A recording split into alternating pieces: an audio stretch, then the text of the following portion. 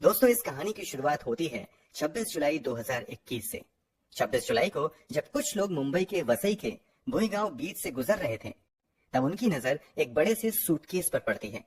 तत्काल ही सूटकेस की जानकारी वसई पुलिस स्टेशन में दी जाती है। तुरंत मौके पर पहुंचकर पुलिस सूटकेस को बरामद करती है।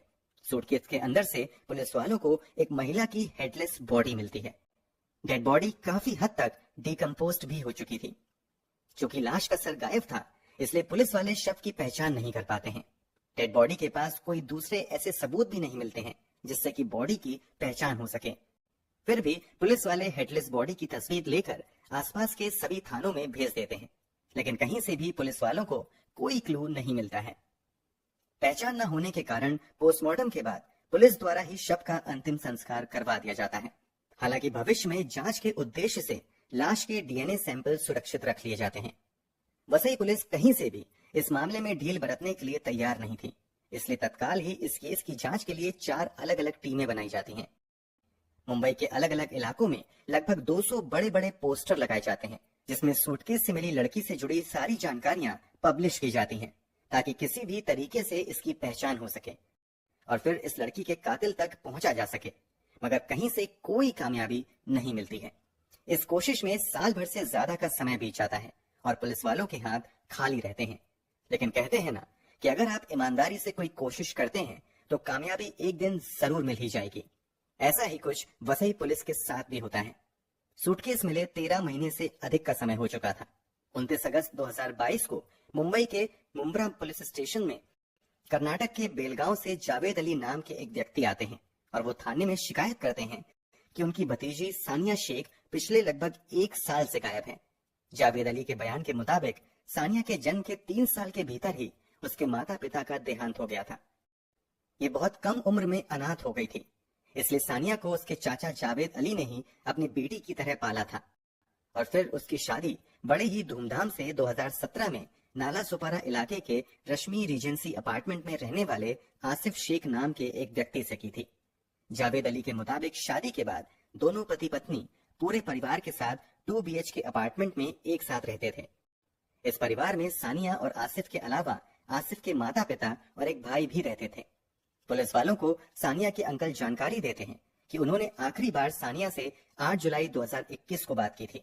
उस दिन सानिया की दादी का देहांत हुआ था। जावेद अली के मुताबिक उसके बाद उन्होंने कई बार सानिया से बात करने की कोशिश की, मगर आसिफ ने कभी भी सानिया से बात नहीं कराई। एक समय बाद आसिफ ने फोन उठाना भी बंद कर दिया। जावेद अली जानकारी देते हैं कि ये लोग आसिफ की मां के मोबाइल पर भी कॉल करके बेटी से बात करने का प्रयास करते हैं, मगर वो सफल नहीं हो पाते हैं। सानिया मूल रूप से कर्नाटक के बेलगांव की रहने वाली थी। 2021 में कोरोना के प्रकोप की वजह से देश भर में जबरदस्त लॉकडाउन चल रहा था, इसलिए जब सानिया से बात नहीं होती है तो सानिया के परिवार वाले चिंतित होते हैं और वो मुंबई आकर सानिया से मिलने का प्लान बनाते हैं। मगर लॉकडाउन की वजह से वो कर्नाटक से मुंबई तक नहीं आ पाते हैं और इस तरह लगभग 1 साल से अधिक का समय बीत जाता है। 1 साल बाद जब सानिया के रिश्तेदार 2022 में मुंबई आकर आसिफ के नाला सुपारा वाले घर पर जाते हैं तो उन्हें जानकारी मिलती है कि आसिफ के परिवार वालों ने अपना वो घर 2021 के अक्टूबर महीने में किसी और को बेच दिया था और वो लोग वहां से कहीं और शिफ्ट हो गए हैं। कुछ पड़ोसी से सानिया के रिश्तेदार को जानकारी मिलती है कि घर बेचने के बाद आसिफ के परिवार वालों ने उन्हें बताया था कि वो लोग अब किसी दूसरे अपार्टमेंट में रहने जा रहे हैं। इस जानकारी के आधार पर जब सानिया के रिश्तेदार उस दूसरे पते पर जाते हैं तो जानकारी मिलती है कि वहां भी कोई नहीं रह रहा है। फिर ये लोग आसिफ से कांटेक्ट करने की कोशिश करते हैं, मगर आसिफ उनसे बात नहीं करता है। फिर किसी तरह सानिया के अंकल आसिफ की मां से कांटेक्ट करने में कामयाब हो जाते हैं और इतना पता लगा लेते हैं कि ये लोग मुंब्रा के किसी अपार्टमेंट में रह रहे हैं। जानकारी के आधार पर ये लोग जब मुंब्रा वाले एड्रेस पर जाते हैं तो वहां उन्हें आसिफ के माता पिता घर में आने से रोक देते हैं। यहाँ उन्हें सानिया और आसिफ की 3 साल की बेटी अमायरा जरूर दिखाई देती है, मगर सानिया कहीं नजर नहीं आती है। सानिया के बारे में पूछने पर आसिफ और उसका परिवार बताता है कि सानिया लगभग 1 साल पहले ही अपने किसी बॉयफ्रेंड के साथ भाग गई थी। सबूत के तौर पर आसिफ सानिया के रिश्तेदारों को एक हाथों से लिखी चिट्ठी दिखाता है। आसिफ कहता है कि ये चिट्ठी सानिया ने लिखी है, जिसमें उसने साफ साफ लिखा है कि वो अपने बॉयफ्रेंड के साथ अपनी मर्जी से घर छोड़कर भाग रही है। आसिफ की बातों पर सानिया के रिश्तेदारों को जरा भी यकीन नहीं होता है। इसी के बाद ये मुंब्रा पुलिस स्टेशन में सानिया की मिसिंग रिपोर्ट दर्ज करवाने आ जाते हैं। चूंकि लड़की गायब होने से पहले तक नाला सुपारा इलाके में रहती थी, इसलिए मुंब्रा पुलिस सानिया के अंकल को सलाह देते हैं कि वो नाला सुपारा इलाके के ही पुलिस स्टेशन में जाकर लड़की की मिसिंग रिपोर्ट दर्ज करवाएं। वो ऐसा ही करते हैं। मुंब्रा पुलिस की मदद से एखोल पुलिस स्टेशन में सानिया शेख के गायब होने की रिपोर्ट दर्ज कर ली जाती है। एफआईआर दर्ज करने के बाद पुलिस वाले सानिया शेख के रिलेटिव को लगभग 1 साल पहले बीच से बरामद सूटकेस में मिली लाश की तस्वीर दिखाते हैं। लड़की का चेहरा नहीं था, फिर भी सानिया के रिलेटिव तस्वीर देखकर कपड़े के आधार पर उसकी पहचान सानिया शेख के तौर पर करते हैं। कुछ दूसरे रिलेटिव भी तस्वीर में दिख रही लड़की को सानिया बताते हैं। सानिया की पहचान होने के बाद तत्काल ही पुलिस वाले सानिया के पति आसिफ शेख और आसिफ के माता पिता को थाने पर बुलाते हैं और उन्हें भी ये तस्वीर दिखाते हैं, मगर ये लोग उस तस्वीर में दिख रही लड़की को सानिया के तौर पर पहचानने से इनकार कर देते हैं। इतना ही नहीं, आसिफ पुलिस वालों को भी सानिया के बॉयफ्रेंड के साथ अपनी मर्जी से घर छोड़कर भाग जाने वाली कहानी सुनाता है और एक हाथों से लिखा लेटर भी पुलिस वालों को देता है।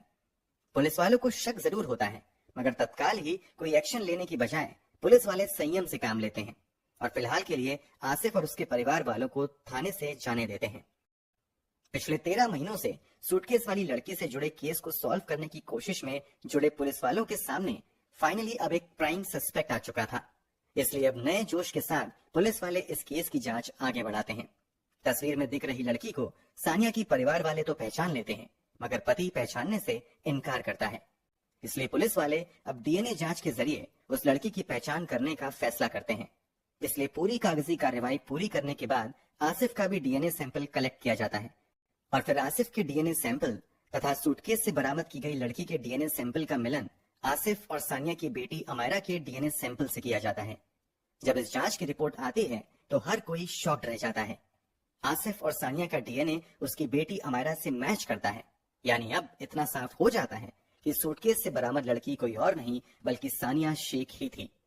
इस तरह आसिफ और उसके परिवार वालों का पहला झूठ बेनकाब हो जाता है। डीएनए रिपोर्ट आने के तुरंत बाद ही पुलिस वाले आसिफ को गिरफ्तार कर लेते हैं और अब उससे पूछताछ का सिलसिला शुरू होता है। पहले तो आसिफ किसी भी तरीके से सानिया की हत्या में शामिल होने से इनकार करता रहता है और सानिया के बॉयफ्रेंड के साथ भाग जाने वाली कहानी पर ही टिका रहता है।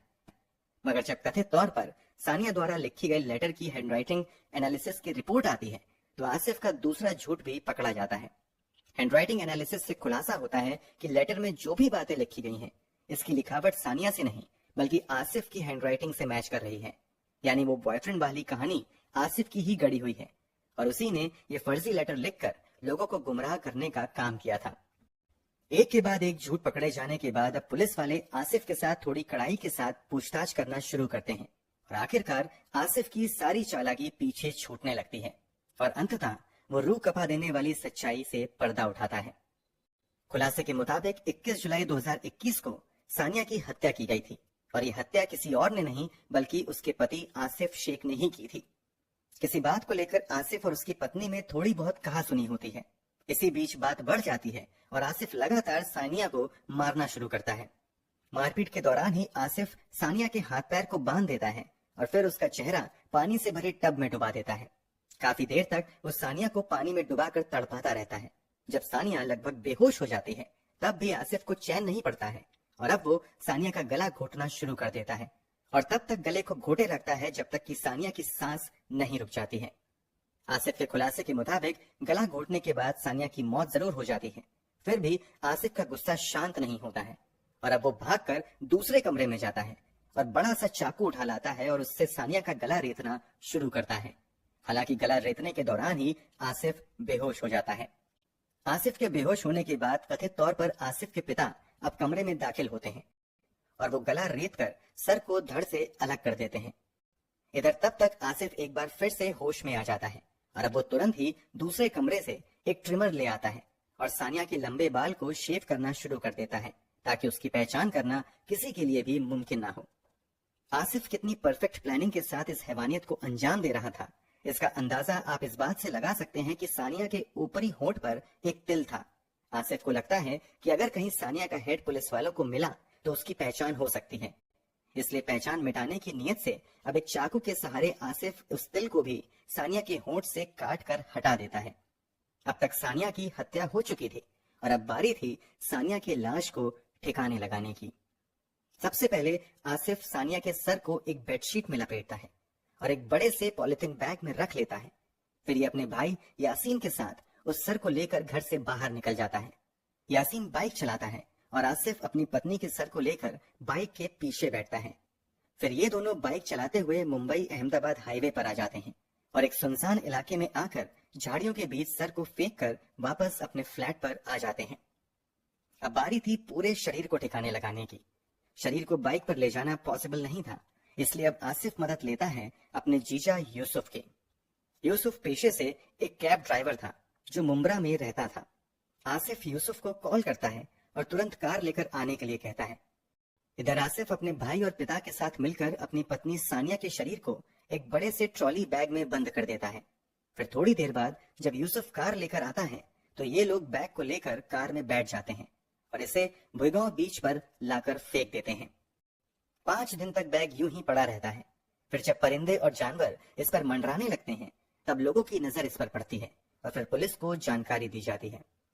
आसिफ द्वारा किए गए खुलासे के मुताबिक वो ट्रॉली बैग को सुनसान इलाके में फेंक कर आने के बाद वापस घर आता है और घर के अंदर अच्छे से खून की सफाई करता है। अपने खून से सने कपड़ों को भी बड़े आराम से गायब कर देता है। 21 जुलाई 2021 को भारत में बकरीद का त्योहार भी मनाया जा रहा था।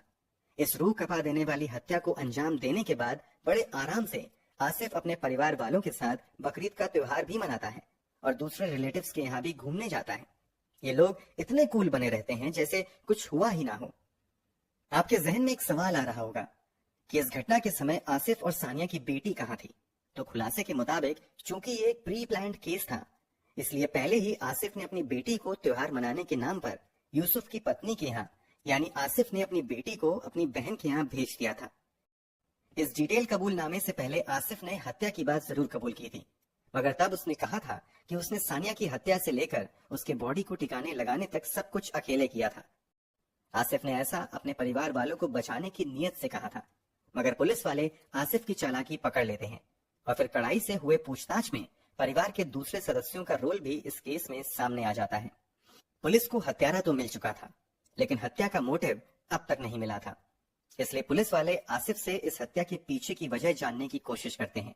तो आसिफ एक बेहद ही हैरान कर देने वाली कहानी सुनाता है। दरअसल आसिफ की एक बहन भी थी जिसकी शादी कई साल पहले यूसुफ से हुई थी। शादी के कई साल बाद भी यूसुफ के घर कोई बच्चा जन्म नहीं लेता है। दूसरी तरफ शादी के 2 साल बाद ही आसिफ और सानिया के घर एक बिटिया का जन्म होता है।